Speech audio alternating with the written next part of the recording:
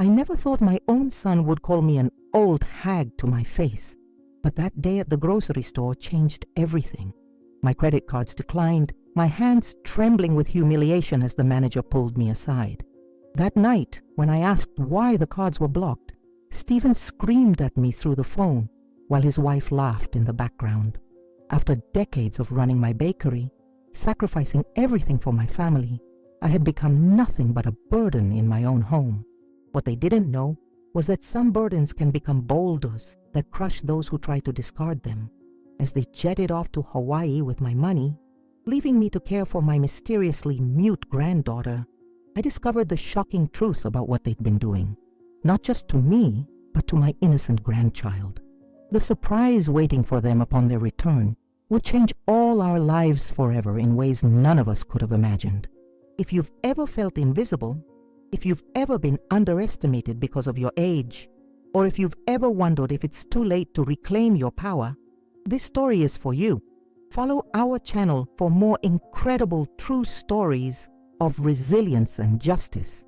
Like this video if it touches your heart, and tell us in the comments where you're watching from. Trust me, you won't want to miss how this grandmother turned the tables on those who thought she was finished. My name is Evelyn, and until recently I was the proud owner of one of the most beloved bakeries in Omaha. For over 40 years, I woke up before the sun and was the last to lock the doors.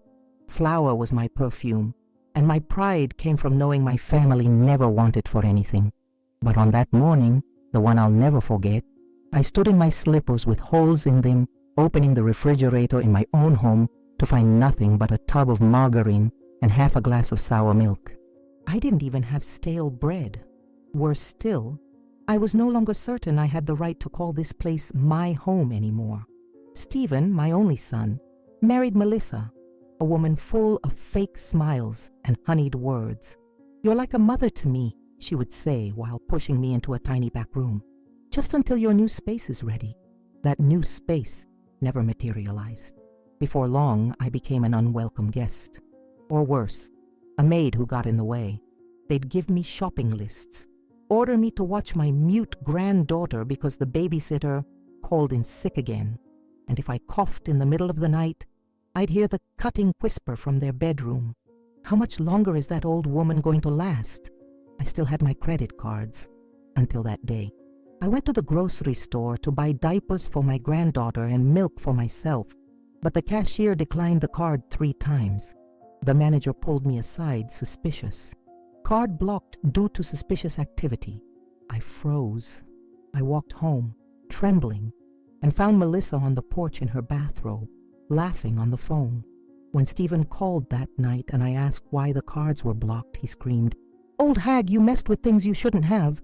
Be grateful I'm still letting you have a roof over your head." At that moment I knew I was no longer the mother. I was a nuisance they wanted to erase. I remember that night so clearly, sitting on the edge of my small bed, surrounded by the few belongings they'd allowed me to keep when they redecorated the master bedroom. The room that was once mine. The house that was once mine. I stared at the cracked mirror hanging on the wall, barely recognizing the woman looking back at me. Where had my confidence gone? When had the bakery owner who'd served 3 generations of Omaha families become this frightened shadow? I picked up the framed photo of my late husband, Thomas. "What would you do, Tom?" I whispered, tracing his smile with my finger. We'd built everything together from our first tiny apartment above the bakery to this 3-bedroom house in the suburbs. When cancer took him 5 years ago, I thought that was the worst pain I'd ever feel. I was wrong. The sound of breaking glass startled me. I rushed to the kitchen to find my 8-year-old granddaughter, Alice, standing barefoot among the shards of a shattered plate. Her eyes were wide with fear, but no sound came from her lips. Never did. The doctors called it selective mutism, but I had my suspicions about when it started, right after Melissa married Stephen. "It's okay, sweetheart," I whispered, lifting her away from the broken pieces. "Grandma's got you." "What the hell is going on?" Melissa appeared in the doorway, her face mask still half on, her tone sharp enough to cut deeper than any glass. "Alice, go to your room, now!" The child ran, her little feet pattering down the hallway. "You know she can't clean up after herself," Melissa hissed, not bothering to help as I knelt painfully to gather the pieces. This is why we can't have nice things anymore. Between her being defective and you being so old, it's like living with two burdens instead of one. I said nothing, focusing on the task at hand. Years of baking had taught me patience. Kneading dough, waiting for it to rise. Sometimes silence was the only response needed. Oh, and by the way, Melissa added, scrolling through her phone, barely looking at me. Stephen and I need you to sign some papers tomorrow. Just some updates to the bakery sale. Legal stuff, nothing important. My fingers paused over a sharp edge of ceramic. The bakery sale. My life's work. Sold to help them start their family business that somehow never materialized. Instead, new cars appeared in the driveway. Designer clothes filled their closets. And I was here picking up broken pieces. What kind of papers? I asked, my voice steadier than I felt. Just sign them, Evelyn. Don't make this difficult. She walked away, her expensive slippers whispering against the hardwood floors I used to polish every Sunday. Later, I slipped into Alice's room. She was curled up under her covers, clutching the small teddy bear I'd sewn for her when she was born. I sat on the edge of her bed, and she peeked out, her eyes questioning. You know, Alice, I said softly, your grandfather used to say something important. He said that sometimes when people think you have nothing left to give, that's when you surprise them the most. She tilted her head, listening intently as always. And sometimes, I continued, the biggest surprises come when you've been quiet for so long that everyone forgets you know how to roar. I kissed her forehead and turned out the light, but not before I saw something flicker in her eyes. Understanding. The same look Thomas would give me when we faced difficulties at the bakery. The look that said, don't count us out just yet. As I walked back to my room, I heard Stephen and Melissa's voices floating down from their bedroom. Their conversation made my blood run cold. How soon can we move her to that assisted living place? Stephen asked. Once she signs the power of attorney tomorrow, Melissa replied. The lawyer says with her memory issues, we can make a case for cognitive decline. Memory issues? My son laughed. She's sharp as a tack. Always has been. Well, Melissa's voice dropped to a whisper I had to strain to hear. Memory issues can be created. The doctor is an old friend of my father's. He'll help us. I stood there, my hand over my mouth to stifle any sound. My own son, my own flesh and blood. The boy I'd nursed through fevers. The teenager I'd bailed out of trouble. The man whose college I'd paid for by working double shifts at the bakery. That night, I made two promises to myself. First, I would never let them see me cry again. And second, they would never see the storm coming.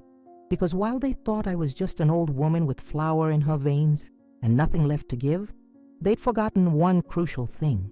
I didn't build a business from nothing by being weak, and I certainly didn't survive 40 Nebraska winters by giving up when things got cold. Tomorrow they would ask me to sign papers, and tomorrow would be the first day of a war they didn't even know they'd started. The week that followed was the longest of my life.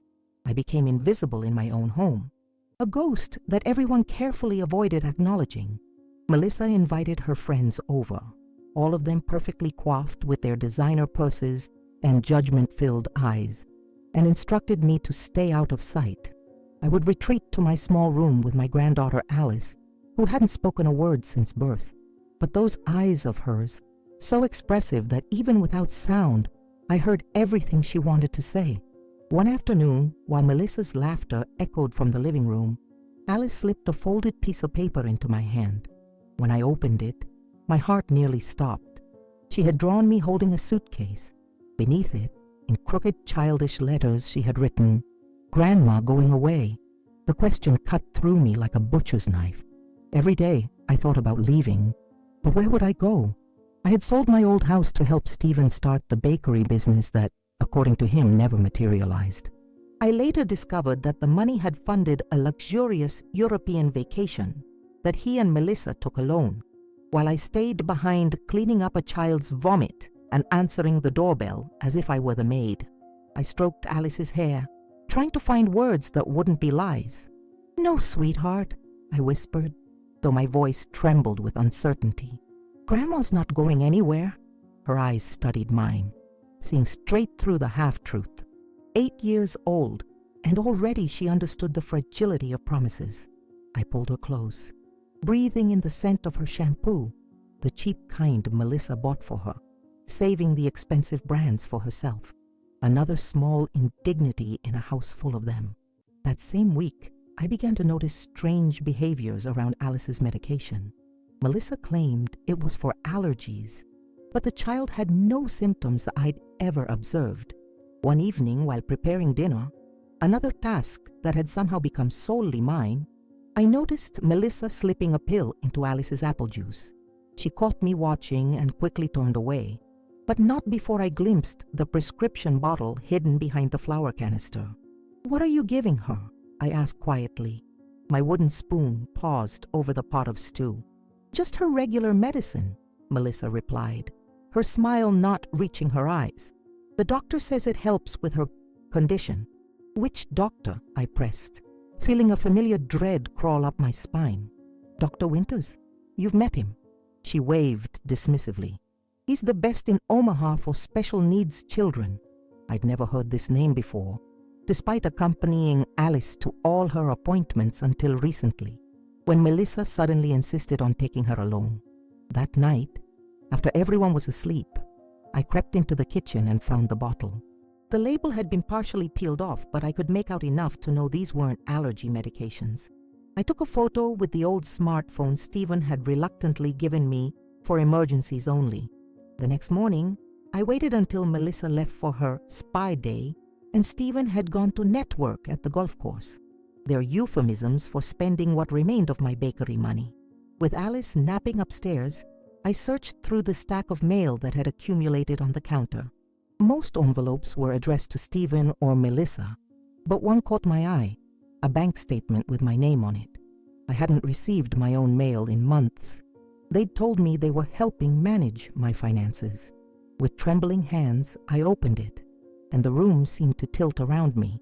My savings account, once substantial from decades of hard work, showed a balance of $212.17. Just 6 months ago, there had been over $300,000. Transaction after transaction showed withdrawals to accounts I didn't recognize, transfers to S&M Holdings, my son and his wife's initials. I realized with sickening clarity.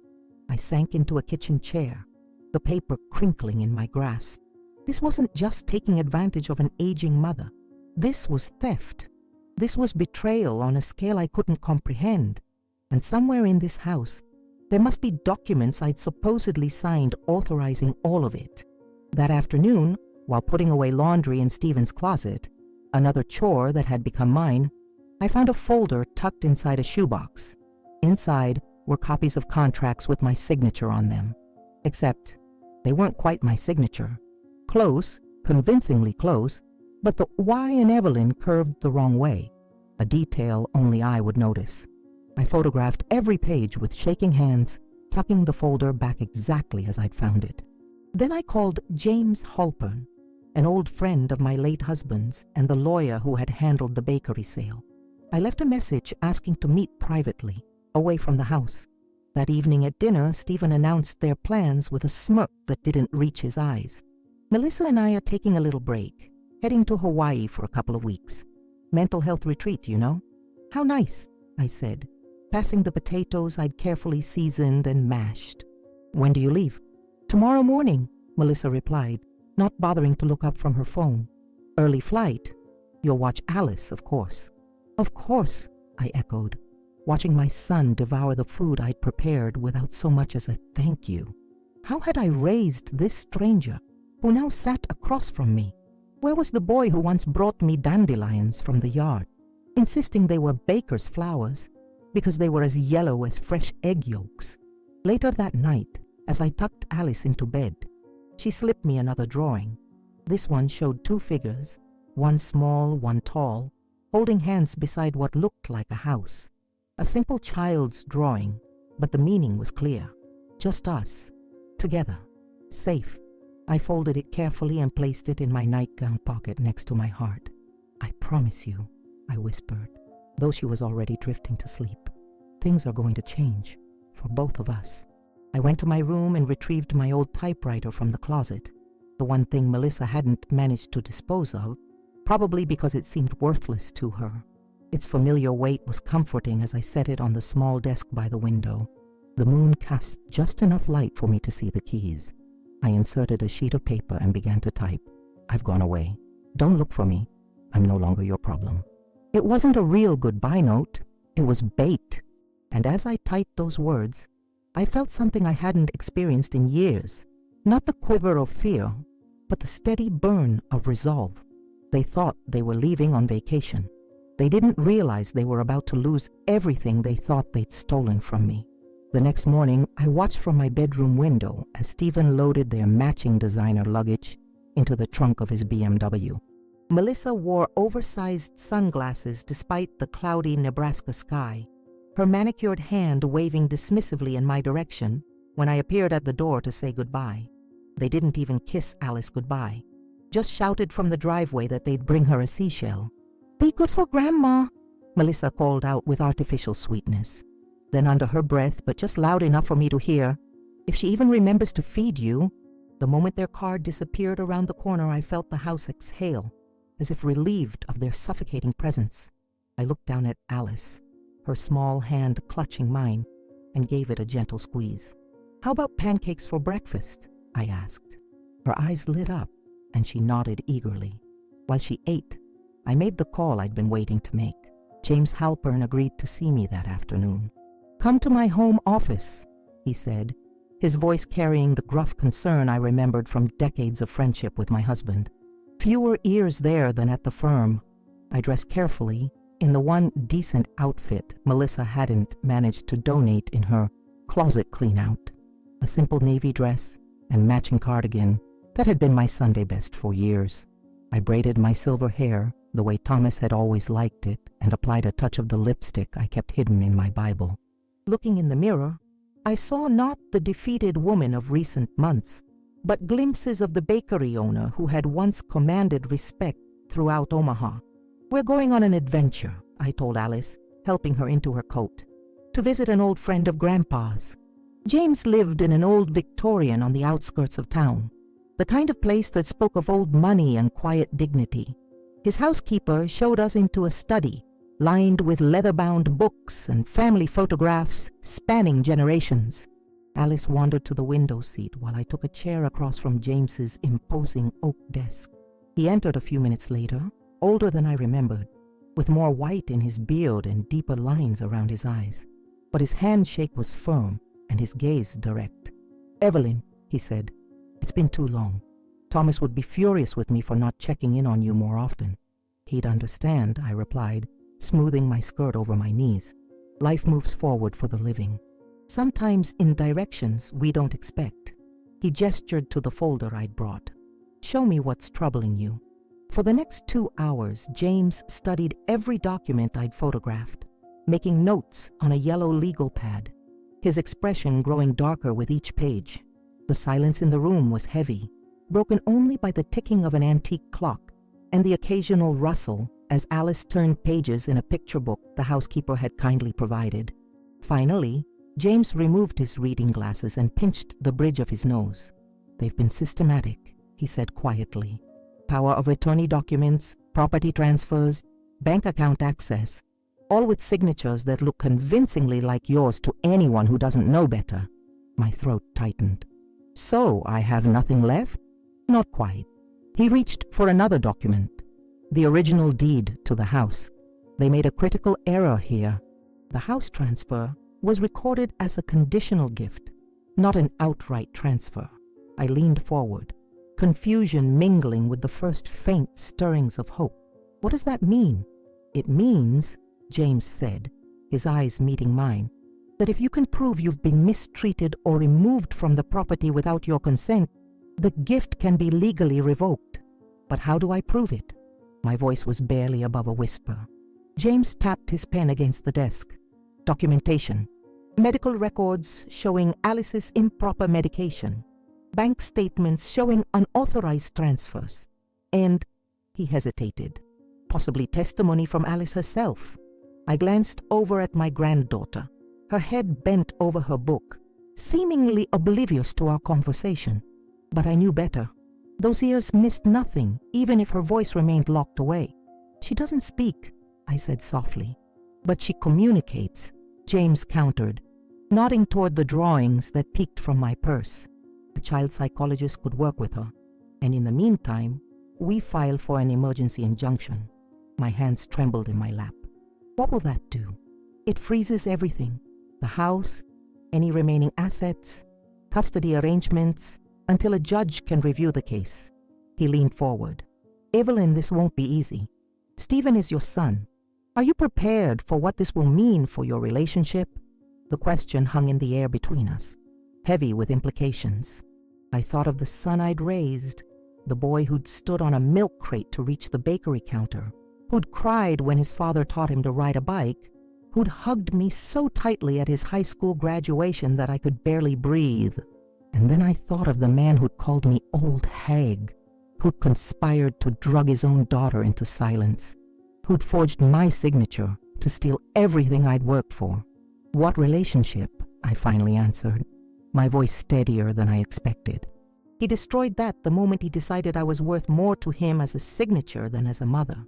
James nodded, a flash of approval in his eyes. "Then we begin immediately. I'll have papers for you to sign. Legitimately, tomorrow morning." As we prepared to leave, the housekeeper appeared with 2 paper bags. "Some cookies for the road," she explained with a kind smile directed at Alice. "Mr. Halpern mentioned you used to run Sweetwater Bakery. My mother swore by your cinnamon rolls." The simple recognition of who I had been, who I still was beneath the layers of humiliation, brought unexpected tears to my eyes. "Thank you," I managed, accepting the bags. Outside, the autumn air was crisp with possibility. Alice skipped beside me to the bus stop, clutching her cookie bag with one hand and my fingers with the other. For the first time in months, my steps felt lighter, my spine straighter. That night, after tucking Alice in, I returned to my typewriter. The goodbye note I'd drafted remained, but now I added more. My wedding ring placed carefully atop it, along with Thomas's old pocket Bible. Props in a performance they'd never see coming. When Stephen and Melissa returned from Hawaii, they'd find exactly what they expected, an old woman who had finally admitted defeat. What they wouldn't know was that defeat was merely the costume I was wearing for the battle ahead. I fell asleep that night to the sound of rain against the window and dreamed, for the first time in years, of the sweet smell of bread rising in my bakery ovens, of beginnings, not endings. The next morning, I awoke with purpose flowing through my veins instead of fear. Stephen and Melissa's Hawaiian getaway would last 16 days, a lifetime of indulgence paid for with my sweat and tears. 16 days that I now planned to use wisely. After making Alice her favorite breakfast of scrambled eggs with cheese, something Melissa always denied her, claiming dairy made her difficult, I called Dr. Eleanor Wright, a pediatrician James had recommended. "It's short notice," the receptionist warned, "but we had a cancellation at 2 o'clock if you can make it." I glanced at Alice, who was carefully arranging her eggs into a smiley face. "We'll be there." Dr. Wright's office wasn't like the sterile, intimidating clinic where Melissa took Alice. This place had walls painted with friendly animals and a waiting room filled with books and puzzles. Alice's eyes widened as she took it all in, her hand clutching mine a little less tightly. "She's beautiful," Dr. Wright said when we were shown into her office. The doctor was a woman about my son's age, with kind eyes and a voice that carried both authority and gentleness. "Alice, would you like to draw while I talk to your grandmother?" Alice nodded, accepting the paper and crayons offered to her. She settled on a child-sized chair in the corner, immediately absorbed in her creation. "Mr. Halpern explained some of your concerns," Dr. Wright said quietly. "But I'll need you to tell me everything you know about Alice's medication and medical history." I pulled out the pill bottle I'd taken from behind the flour canister, along with several others I'd found hidden around the house during my search. They claim she has selective mutism, but she's been on these since she was 3. Before that, she was starting to talk normally. Dr. Wright examined each bottle, her expression darkening. "These aren't appropriate treatments for selective mutism in a child this age. Some are powerful sedatives, others are—" She hesitated, choosing her words carefully. "Medications that would typically be prescribed for much more severe psychiatric conditions." "Who prescribed these?" "A Dr. Winters, supposedly. But I've never met him, despite accompanying Alice to all her appointments until recently." Dr. Wright made notes in a file. "I'd like to examine Alice, if that's all right, and run some basic tests." I nodded, watching as she approached my granddaughter with gentle, unhurried movements. "Hi there, Alice. Would you like to show me your drawing?" To my surprise, Alice lifted her paper, revealing a colorful rendition of what appeared to be her and me standing beside a large pink building. "That's beautiful," Dr. Wright said. "Is that your house?" Alice shook her head, then pointed at me. "Is it Grandma's house?" Another head shake. "A special place?" I nod this time. "The bakery," I said softly, recognition dawning. "She's drawn my old bakery, but she's never seen it. I sold it before she was born." "You've told her about it?" "Yes, in bedtime stories. It was painted yellow, though, not pink." Dr. Wright smiled. "Children often choose colors based on feelings, not reality. Pink might represent happiness or safety in her mind." The examination proceeded gently, with Dr. Wright explaining each step to Alice before taking her temperature, checking her ears, listening to her heart. When it came time for blood work, I held Alice's hand while she winced at the needle prick, a single tear sliding down her cheek. "You're so brave," I whispered, and she squeezed my fingers in response. "I'd like to stop these medications immediately," Dr. Wright said after completing her examination.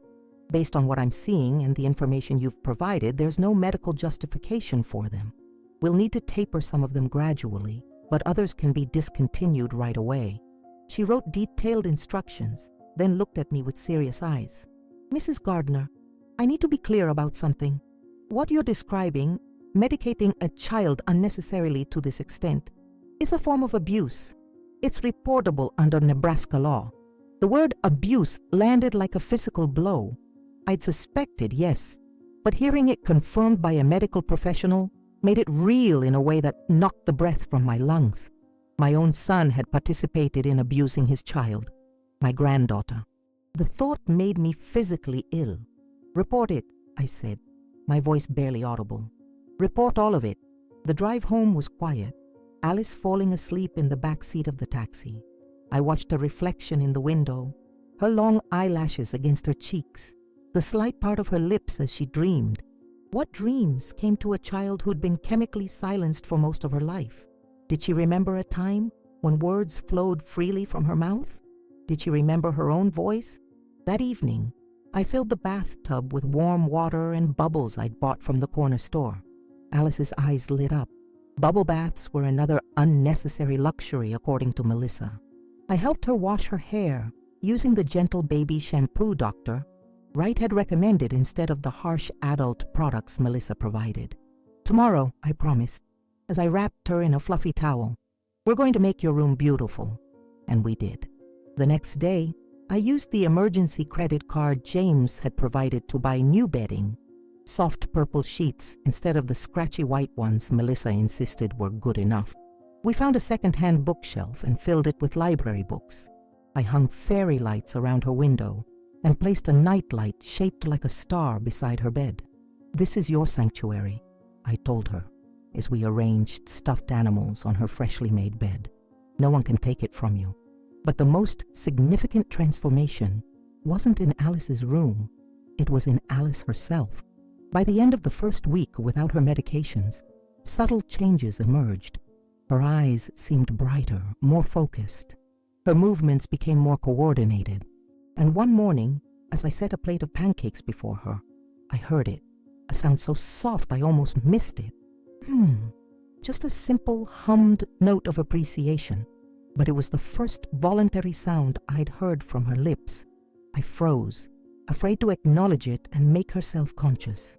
Instead, I simply smiled and said, "I'm glad you like them, sweetheart." That night, after she fell asleep, I sat at my typewriter again. But this time I wasn't crafting a fake goodbye note. I was making a list of everything that had been taken from us and everything we would reclaim. The days passed quickly, filled with doctor's appointments, meetings with James, and quiet moments of healing with Alice. We visited a child psychologist who specialized in trauma, a gentlewoman named Dr. Santos, who used art and play to communicate with Alice when words failed. "She's in there," Dr. Santos assured me after their third session. "Her silence isn't permanent, it's protective. She's watching, waiting to see if it's safe to emerge." "How do I make it safe?" I asked, clutching my purse so tightly my knuckles whitened. "You're already doing it," she replied. "Consistency, love, and time, and legal protection," she added, nodding to the stack of papers James had prepared for me to sign. The injunction was filed on day 12 of Stephen and Melissa's absence. The locks were changed on day 14, and on day 15, I stood in the middle of what had once been their bedroom, now emptied of their possessions by a moving company James had arranged. Everything, the designer clothes, the expensive electronics, the framed photos of their vacations, but notably none with Alice, had been carefully packed and moved to a storage unit rented in Melissa's name. They hadn't been evicted, James assured me. Their belongings hadn't been discarded. They simply no longer had the right to store them in my house, because it was my house again. The court had issued a temporary order restoring my ownership pending a full hearing. The evidence of financial exploitation, medical neglect, and the forged documents had been compelling enough for a judge to act swiftly. As I stood in the empty master bedroom, my bedroom where Thomas and I had once slept, I felt no triumph, only a profound sadness for what had been lost. Not the material things, but the family bonds that should have been sacred. "One more day," I whispered to the empty room. "One more day until they returned to a truth they never saw coming." The final night before their return, I barely slept. Alice and I had moved our things into the master bedroom. The bed was big enough for both of us, and I wanted her close for what was coming. I lay awake, watching moonlight create patterns on the ceiling, listening to her soft breathing beside me. The house seemed to hold its breath with me, waiting. James had insisted on being present when they arrived, but I'd asked him to park down the street. This confrontation needed to happen with just us first, the people who had once called themselves family. "Are you sure you want to be here for this?" I'd asked Alice earlier, brushing her hair before bed. "You could stay with Dr. Santos tomorrow." She'd shaken her head firmly, reaching for her drawing pad. In careful letters, she wrote, "Stay with you." Those 3 simple words had brought tears to my eyes. After everything she'd endured, her loyalty remained unshaken. She was stronger than anyone had given her credit for, stronger, perhaps, than I had been all those months of accepting mistreatment in silence. Their flight was scheduled to land at 11:30 p.m. Factoring in baggage claim and the drive from the airport, I calculated they would arrive home around 1 a.m. I made coffee at midnight, dressed carefully in a simple blue dress, one I'd purchased myself, not one they'd allowed me to keep, and sat in the living room armchair facing the door. Alice had insisted on staying up too, curled in a blanket on the couch with a book, though her eyelids grew heavy as the clock ticked toward 2 a.m. They were late. Perhaps the flight had been delayed, or maybe they'd extended their vacation, spending even more of what had once been mine. At precisely 2:17 a.m., headlights swept across the living room walls as a car pulled into the driveway. The familiar sound of Stephen's BMW engine, the slam of car doors, laughing voices, louder than appropriate for the late hour, suggesting they'd been drinking on the flight. I straightened my spine, placed my hands flat on my knees, and took a deep breath. Beside me, Alice was suddenly wide awake, her small body tense with anticipation. Keys jingled against the front door lock. Once, twice, 3 times, each attempt growing more forceful. Then came the pounding. "What the hell?" Stephen's voice, slurred with alcohol and confusion. "The key isn't working. You're doing it wrong," Melissa snapped. "Let me try." More jingling, more frustration, then the sharp, angry press of the doorbell, ringing through the silent house like an alarm. I stood slowly smoothing my dress and walked to the door. I didn't open it. Instead, I flipped on the porch light and spoke through the closed door. "Who is it?" I called, as if I didn't know. Mom, what the fuck? Stephen's voice was tight with anger. Open the door. Why are the locks changed? I think you have the wrong house, I replied, my voice calmer than the racing of my heart. What are you talking about? Open this door right now. His fist pounded the wood, making the frame shudder. I pressed the button for the intercom system James had installed just yesterday. A small extravagance that would prove worth every penny for this moment. I'm going to have to ask you to leave the property, I said, my voice now broadcast through the small speaker by the door. Before I call the police. There was a moment of stunned silence, then Melissa's incredulous laughter. She's lost her mind completely. I told you we should have put her in a home before we left. I opened the door then, standing in the threshold, with the chain still engaged, allowing just enough space to look out at their shocked faces. Stephen was sunburned across his nose and cheeks, wearing an expensive Hawaiian shirt that still had the price tag visible on the sleeve. Melissa stood beside him in a designer sundress, her hair highlighted by expensive salon treatments, diamonds glittering at her ears, all paid for with my money. Mother! Stephen's voice dropped to a threatening growl. I don't know what game you think you're playing, but you need to open this door before I break it down. That would be breaking and entering, I replied evenly. And the security cameras James installed yesterday would capture every moment. Confusion crossed his face. James? What James? James Halpern, Dad's old friend, the lawyer. I watched recognition dawn in his eyes, followed by the first flicker of uncertainty. Lawyer? What are you talking about? Melissa pushed forward. Stephen, she's clearly having some kind of episode. We need to call Dr. Winters. Ah, yes, Dr. Winters, I said, reaching into my pocket and removing a folded document. The doctor who doesn't exist, according to the Nebraska Medical Board. The one whose prescription pads you've been using to medicate your daughter into silence. Those records have been very interesting to the authorities. Stephen's face drained of color. Mom, you're confused. You need help. Actually, I'm seeing things quite clearly for the first time in years. I held up another document, pressing it to the narrow opening so they could see the official seal. This is a court order restoring my ownership of this property based on elder abuse, financial exploitation, and medical neglect of a minor. That's ridiculous, Melissa shrieked, lunging toward the door. You signed everything over to us. Did I asked quietly.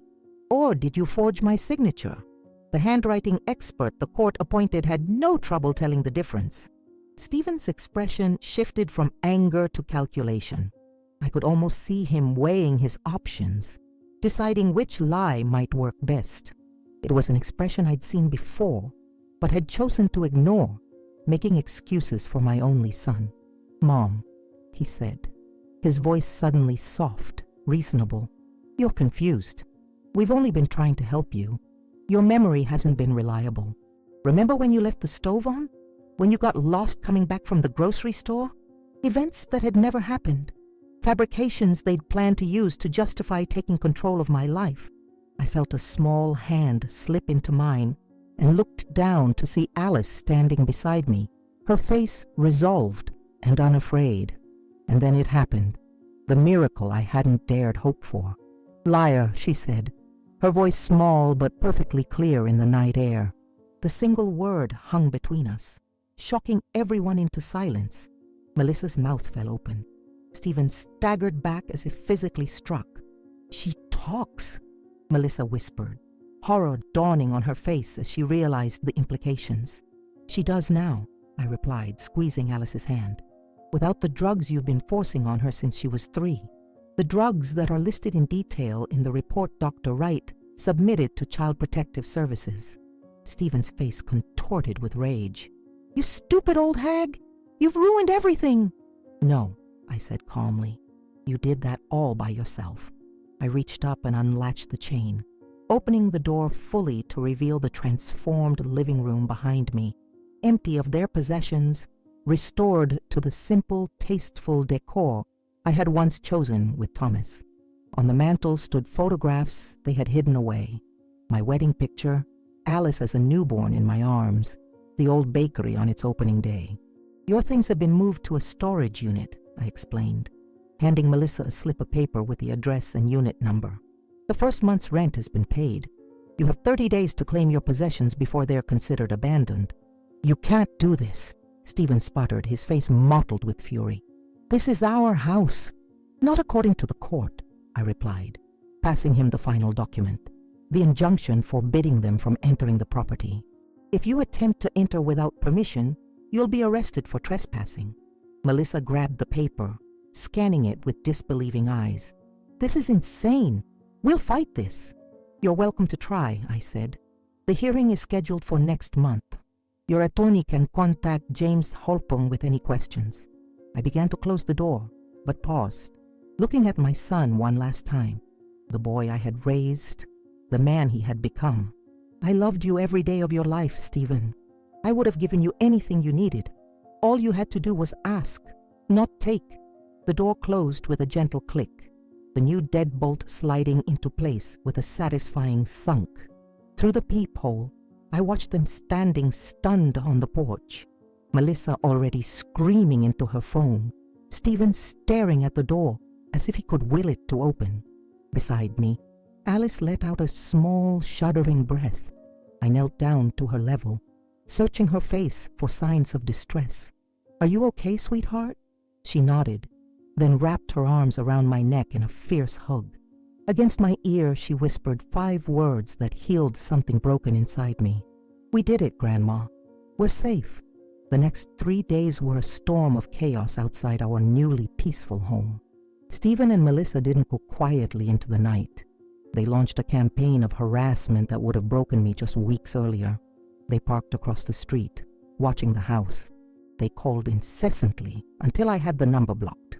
Melissa's friends drove by slowly, taking photos. Stephen tried sending packages that required signatures, attempting to get a foot in the door. Each morning, I'd find something new, once a bouquet of dying flowers with a card that read, "For Mom's funeral." Another time, all our trash cans overturned. James documented everything, adding it to our growing file. The police were called twice, each time leaving with stern warnings for my son and his wife about violating restraining orders. On the 4th day, the tone changed. Stephen appeared alone, unshaven and hollow-eyed. He knocked softly, calling through the door. "Mom, please, can we just talk? I made mistakes, I know that." I watched through the peephole, my heart constricting at the sight of him. For a moment, I saw glimpses of the little boy who'd cried when he scraped his knee, the teenager who'd helped me decorate Christmas cookies, the young man who'd hugged me at his college graduation.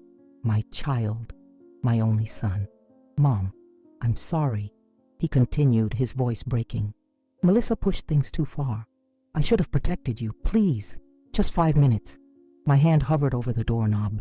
How easy it would be to believe him, to open the door, to try to salvage whatever fragments of family remained. Forgiveness had always come naturally to me, perhaps too naturally. "Grandma?" Alice's small voice came from behind me. She stood in the hallway clutching her favorite stuffed rabbit, eyes wide with fear. The sight of her pulled me back from the edge of a dangerous precipice. "It's okay, sweetheart," I assured her, stepping away from the door. "We're not opening it." Later that afternoon, Melissa tried a different approach. She arrived with shopping bags, ringing the bell repeatedly. "Evelyn," she called, her voice honey-sweet, "I brought your favorite lemon tarts from that bakery downtown, and some new clothes for Alice. Can we please talk like adults?" When that failed, the legal notices began arriving. Their attorney, a sharp-featured woman with a reputation for aggressive tactics, filed motions alleging I was mentally incompetent, that I had kidnapped Alice, that I had stolen their property. Each paper that arrived was promptly handed to James, who added it to his own filings documenting their abuses. "They're desperate," he explained during one of our strategy meetings at the kitchen table. "The court date is approaching, and they know the evidence against them is substantial. Their best hope is to paint you as unstable before we get to court." "And what are our chances?" I asked, watching Alice coloring peacefully in the sunlight streaming through the window. "Strong," James replied.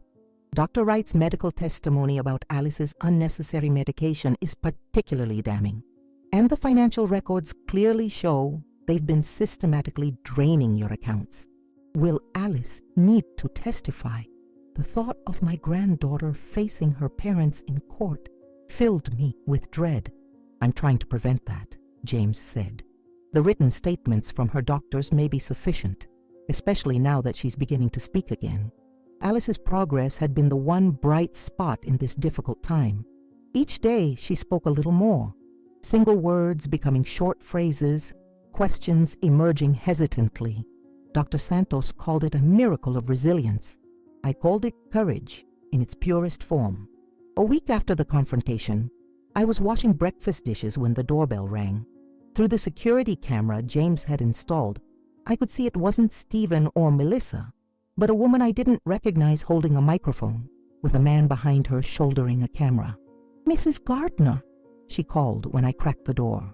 "Rebecca Winters, Omaha Daily News. We're doing a story on elder abuse and financial exploitation. Would you be willing to comment on the court case involving your son?" I nearly closed the door. Privacy had become precious to me, but something stopped me. How many other elderly parents were suffering in silence, believing they had no recourse? How many other children were being medicated into compliance?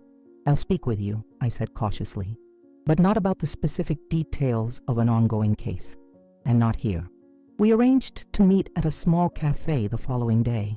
I wore my good blue dress and arrived early, settling my nerves with a cup of strong tea. When Rebecca appeared, she was younger than I'd expected, with intelligent eyes and a notebook already open.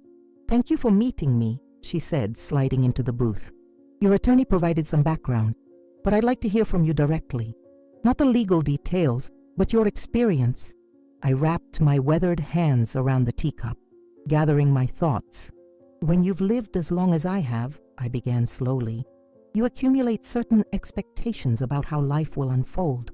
You believe your children will honor your sacrifices, that your home will remain your sanctuary, that your voice will still matter even when your hair turns gray." Rebecca nodded, taking notes without interrupting. "I owned a bakery for 40 years, I continued. I kneaded dough before dawn, balanced books late into the night, put every spare penny into my son's future.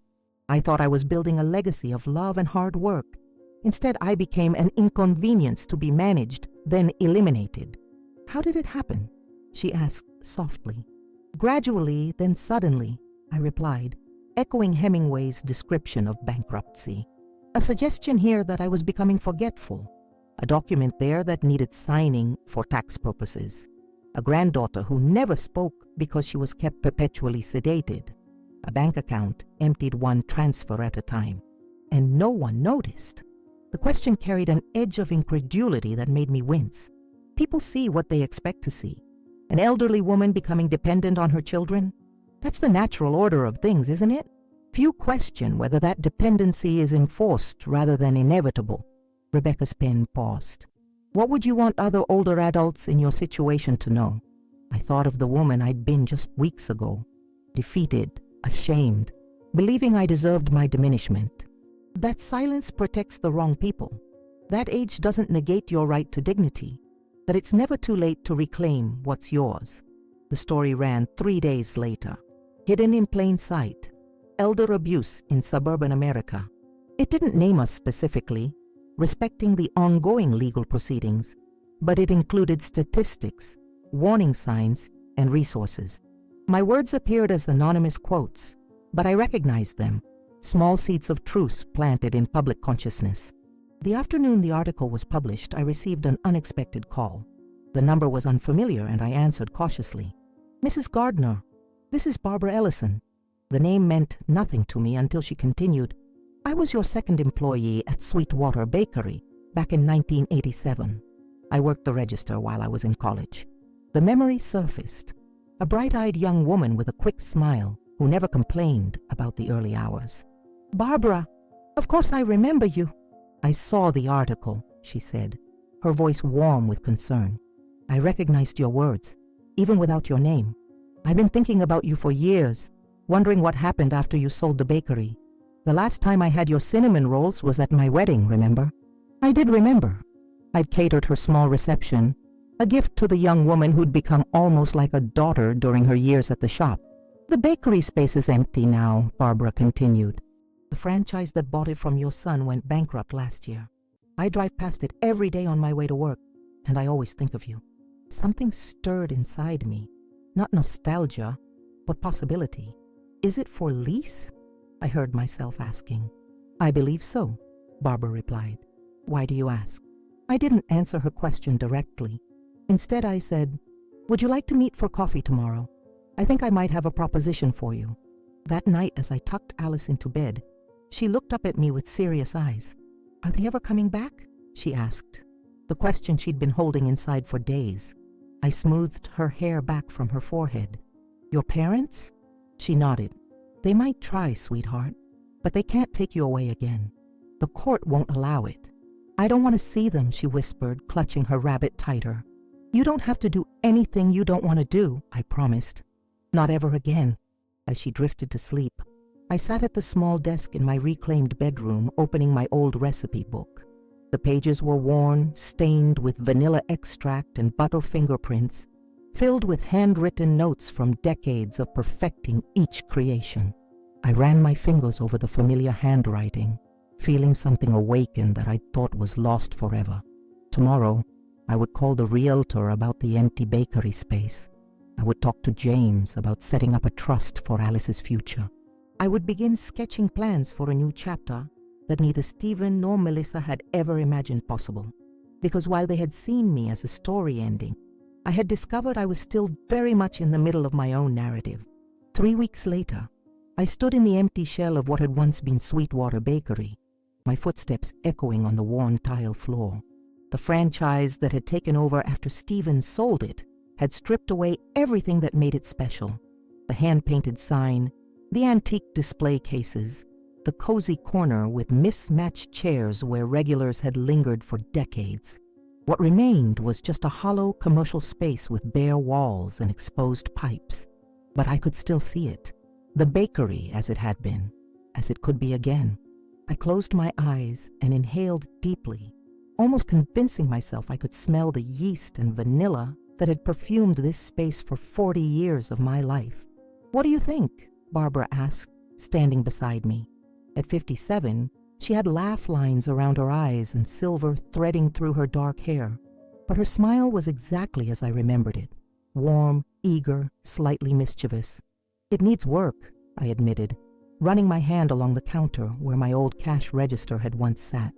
But the bones are good. The realtor says the rent is negotiable, Barbara continued. The building owner would rather have a stable tenant than let it sit empty another year. I nodded, making mental calculations. The court had frozen most of my assets pending the final hearing, but James had managed to recover some of the money Stephen and Melissa had transferred to their personal accounts.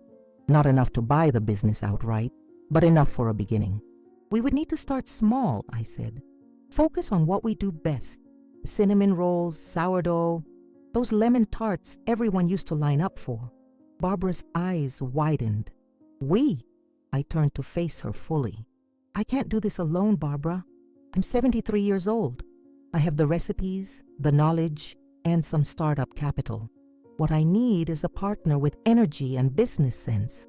Someone who remembers what Sweetwater was, but can see what it could become. You're serious, she whispered. Entirely. A partnership. Equal shares. Your marketing expertise, my baking heritage.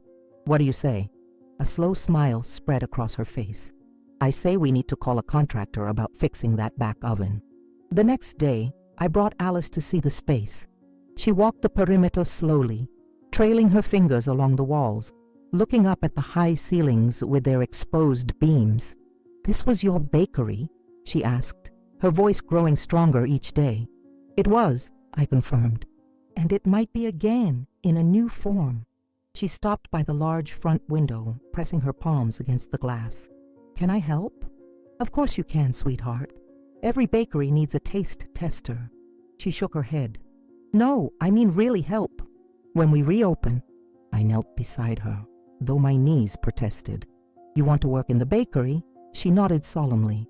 I can learn. I want to make things that make people happy. I hugged her close, breathing in the scent of her hair. You already do, Alice. Every single day. The renovation began the following week. We kept it simple. Fresh paint in warm buttercream yellow, refinished wooden floors, second-hand display cases lovingly restored. The sign was my one extravagance, hand-painted like the original, but with a new name, Sweetwater Rising. Below it, in smaller letters, Esther 1978, Reborn 2025. News of the reopening spread through Omaha like wildfire, fueled partly by Rebecca's follow-up article. Local institution returns. Sweetwater Bakery gets second rise. Former customers began stopping by during renovations, sharing memories of birthday cakes I'd made for their children, bread that had graced their holiday tables, pastries that had marked milestones in their lives. One rainy afternoon, as Barbara and I were testing recipes in the newly installed ovens, the bell above the door chimed. I looked up, flour dusting my hands, to see Melissa standing in the entryway, perfectly coiffed as always, but somehow diminished without her designer surroundings. "Hello, Evelyn," she said, her voice lacking its usual sharp edge. Barbara moved protectively to my side, but I touched her arm gently. "It's all right. Would you check on the sourdough starter?" Once we were alone, Melissa stepped further into the bakery, her eyes taking in the transformation.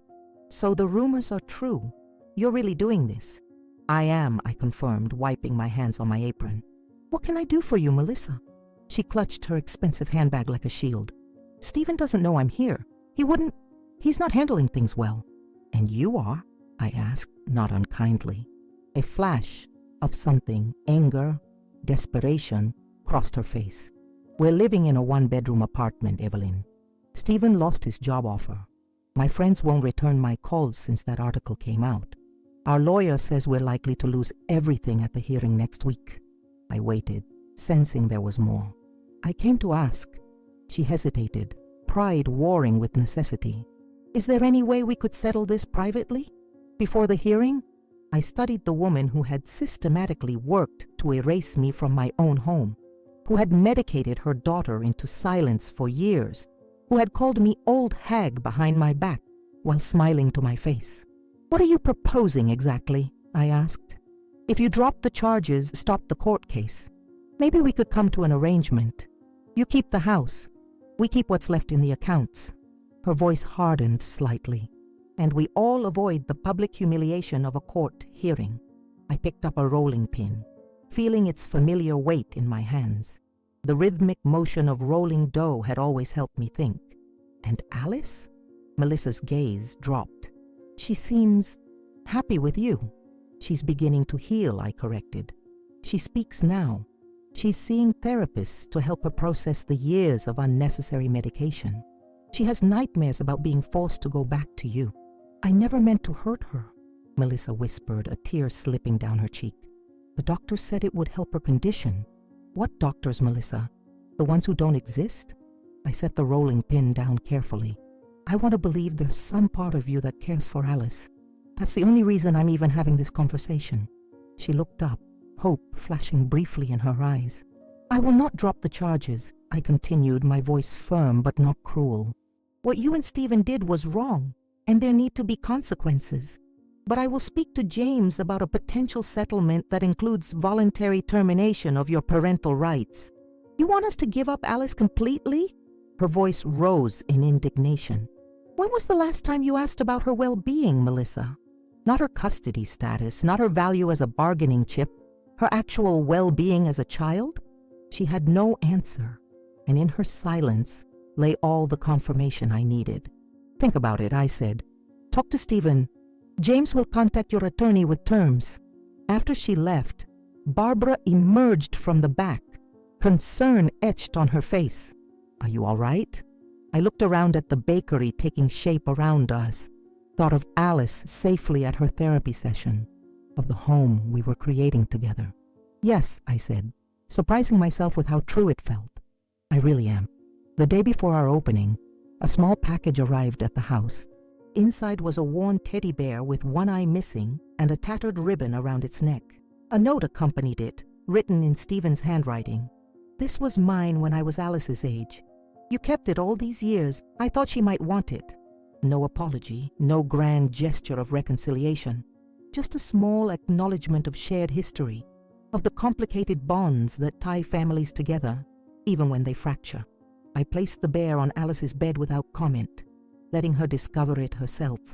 That night, as I put the finishing touches on the opening day menu, Alice appeared in the kitchen doorway. The old bear clutched to her chest. "Did Daddy send this?" she asked. "He did," I confirmed, watching her face carefully. She was quiet for a long moment, her fingers tracing the worn patches on the bear's fur. "I'm naming him Baker," she finally said, "because he smells like you." I smiled, feeling an unexpected lightness in my chest. Not forgiveness, exactly. That would take more time, more healing, but perhaps the first tentative step towards something like peace. "Baker is a perfect name," I said, and held out my hand. "Want to help me frost the cinnamon rolls for tomorrow?" As we worked side by side in the kitchen, I found myself thinking of what Rebecca had asked during our interview. What would I want other older adults to know? The answer came clearer now, that endings can become beginnings, that it's never too late to rise again. Opening day of sweet water. Rising dawned crisp and clear. A perfect Nebraska autumn morning, with leaves crunching underfoot, and the air carrying that special hint of possibility that only October brings. I awoke before my alarm, decades of Baker's habits still embedded in my muscles and bones. Beside me, Alice slept peacefully, Baker the bear tucked under her chin. I slipped out of bed, careful not to wake her. "Doctor, Santos had suggested maintaining as much routine as possible, so Alice would continue attending her special school program in the afternoons, but she'd insisted on being part of the morning preparations for our grand opening." In the kitchen, I moved through the familiar motions of making coffee, the house quiet around me. So much had changed in the 6 months since that humiliating day at the grocery store when my cards were declined. The house was mine again, legally and spiritually. The walls we'd repainted in warm, welcoming colors. The rooms we'd reclaimed and filled with our own choices, our own lives. The final hearing had concluded 2 weeks ago, with an outcome even James had been surprised by. Stephen and Melissa had accepted a settlement that included full custody of Alice granted to me, restitution of the financial assets they'd taken, and a court-ordered evaluation program for them both. The judge had been unusually stern, warning them that they had narrowly avoided criminal charges. I hadn't seen Stephen since that day in court, when he'd sat stone-faced as the judgment was read. But twice now, small packages had arrived for Alice, the teddy bear, and then a children's book about baking that had been his favorite when he was young.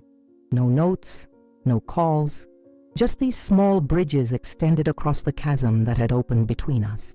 "Grandma," Alice appeared in the doorway, rubbing sleep from her eyes, already dressed in the special apron Barbara had made for her, with Junior Baker embroidered across the front. "Is it time?" I checked the clock. 4:30 a.m. "Right on schedule, sweetheart. Ready to make history."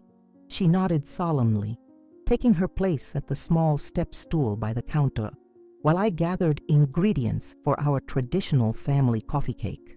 The first thing I'd learned to bake at my own mother's side, the recipe passed down through 4 generations. "My hands aren't shaking today," she observed as she carefully measured cinnamon into a bowl. The simple statement caught in my chest. For weeks after stopping her medications, Alice had struggled with tremors, a withdrawal symptom that broke my heart each time I saw her small hands tremble over simple tasks. Dr. Wright had assured us it would pass, and slowly it had. But Alice's matter-of-fact acknowledgement of her healing body moved me more than she could know. "That's wonderful," I said, keeping my voice steady. "Your body is remembering how strong it is." By 5:15, we were at the bakery. Barbara was already there, the ovens warming, the coffee brewing. The 3 of us worked in harmonious rhythm. Alice arranging display trays, Barbara organizing the register, me shaping the signature cinnamon rolls that had once made Sweetwater famous in 3 counties. "Nervous?"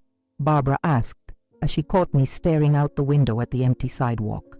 "Terrified," I admitted with a small laugh. "What if no one comes? What if they've forgotten us?" She squeezed my flour-dusted hand. They haven't forgotten, trust me. At precisely 6 a.m., Barbara unlocked the front door and flipped the sign to open.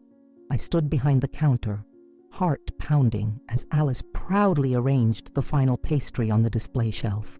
For 5 excruciating minutes, the shop remained empty. I exchanged a worried glance with Barbara, doubt creeping in despite all our preparation.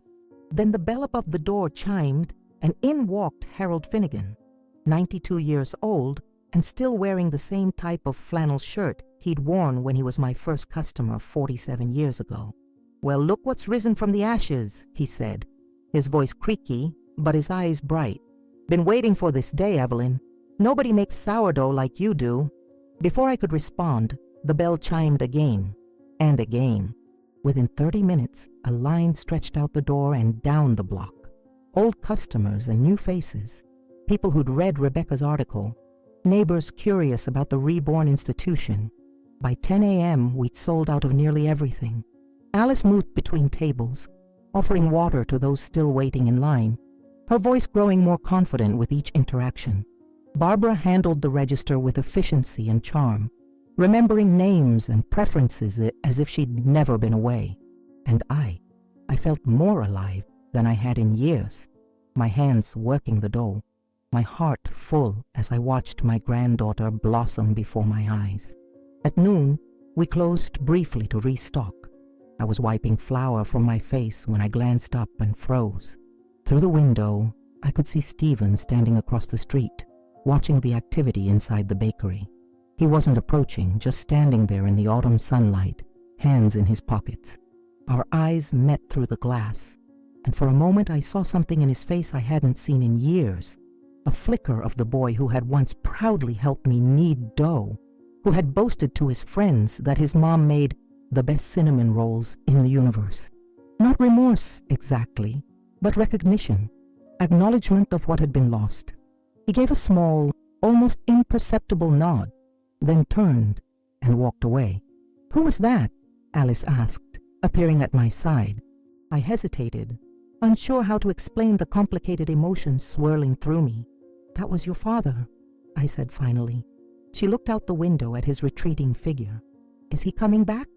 "I don't know, sweetheart," I answered honestly. "Maybe someday. Would you want him to?" She considered this seriously, her forehead crinkling in thought. "Maybe, if he's different, if he says sorry and means it. Wisdom beyond her years, from a child who had suffered so much at the hands of those who should have protected her." I hugged her close, marveling at her capacity for possible forgiveness when my own heart still held such complicated feelings toward my only son. "That's very generous of you," I said softly. She shrugged. "Dr. Santos says holding on to mad feelings is like eating poison and hoping the other person gets sick." I laughed, despite myself. "Dr. Santos is very wise." The afternoon rush was just as busy as the morning had been. By closing time, we had completely sold out of everything. The display cases empty, the coffee urns drained. As Barbara counted the day's remarkable earnings, I sat at one of the small tables, my feet aching pleasantly, watching Alice carefully wiping down counters. "What are you thinking, Grandma?" she asked, catching my gaze. "I'm thinking about second chances," I replied. "About how life surprises you when you least expect it." Later that evening, as we walked home in the gathering twilight, Alice skipping ahead with the comfortable energy of childhood, I found myself reflecting on the journey that had brought us here. From that humiliating moment in the grocery store to reclaiming my home, from watching my granddaughter emerge from chemical silence to opening a new chapter of my business life at 73. None of it had been in my plans. I thought of the typed goodbye note I'd left for Stephen and Melissa, the one they never saw. "I've gone away. Don't look for me. I'm no longer your problem." The words had been a ruse, but they carried an unexpected truth. The woman they had tried to diminish, to control, to erase, she had indeed gone away. In her place stood someone stronger, someone who had learned that age didn't mean surrender, that family was defined by love and respect, not merely by blood. As we reached our front porch, Alice turned to me with a smile that illuminated her entire face. "We did it, Grandma. We really did it." "Yes, we did," I agreed. wrapping an arm around her shoulders. And tomorrow, we'll do it again. That night, I sat on the porch swing, watching the stars emerge in the darkening sky. The same stars Thomas and I had gazed at as newlyweds. The same ones I'd pointed out to Stephen when he was small. The same eternal lights that would someday shine down on Alice as she made her own way in the world, hopefully stronger for having weathered these early storms. What I've learned through all of this is that being old doesn't mean being done. That silence protects the wrong people. That sometimes the greatest act of love is not endless forgiveness, but the courage to stand firm and say, no more. And perhaps most importantly, I've learned that the sweetest rise often comes after the heaviest fall. Evelyn's journey reminds us that age is not a sentence to invisibility or powerlessness. When faced with betrayal from those she loved most, she found strength not in bitter revenge, but in reclaiming her dignity and protecting the vulnerable child who needed her. What would you have done in her position? Would you have found the courage to stand up against your own family when they treated you as nothing more than a burden to be managed and eventually discarded? Sometimes life's greatest challenges arrive when we least expect them, often from the people we trusted most. But as Evelyn showed us, it's never too late to rise again, to rebuild what was broken, to protect those who cannot protect themselves, and to create a new chapter even when others have tried to write your ending. The sweetest rise often comes after the heaviest fall, and the most powerful statement we can make is refusing to be erased from our own story. If this story touched your heart or made you reflect on the elders in your own life, please take a moment to like this video and share it with someone who needs to hear it. Subscribe to our channel for more powerful stories of resilience, redemption, and unexpected second chances. Let us know in the comments what touched you most about Evelyn's journey from old hag to triumphant grandmother. Remember, no one can diminish you without your permission, not even family.